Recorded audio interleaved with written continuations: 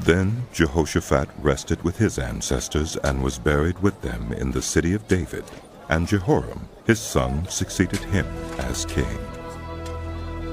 Jehoram's brothers, the sons of Jehoshaphat, were Azariah, Jehiel, Zechariah, Azariahu, Michael, and Shephatiah. All these were sons of Jehoshaphat, king of Israel. Their father had given them many gifts of silver and gold and articles of value, as well as fortified cities in Judah. But he had given the kingdom to Jehoram, because he was his firstborn son. When Jehoram established himself firmly over his father's kingdom, he put all his brothers to the sword, along with some of the officials of Israel. Jehoram was 32 years old when he became king, and he reigned in Jerusalem 8 years. He followed the ways of the kings of Israel, as the house of Ahab had done, for he married a daughter of Ahab. He did evil in the eyes of the Lord.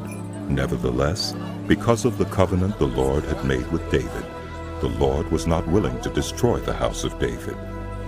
He had promised to maintain a lamp for him and his descendants forever. In the time of Jehoram, Edom rebelled against Judah and set up its own king. So Jehoram went there with his officers and all his chariots. The Edomites surrounded him and his chariot commanders, but he rose up and broke through by night. To this day Edom has been in rebellion against Judah. Libnah revolted at the same time, because Jehoram had forsaken the Lord, the God of his ancestors.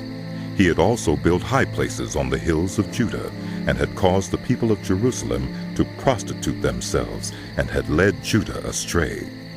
Jehoram received a letter from Elijah the prophet, which said, "This is what the Lord, the God of your father David, says.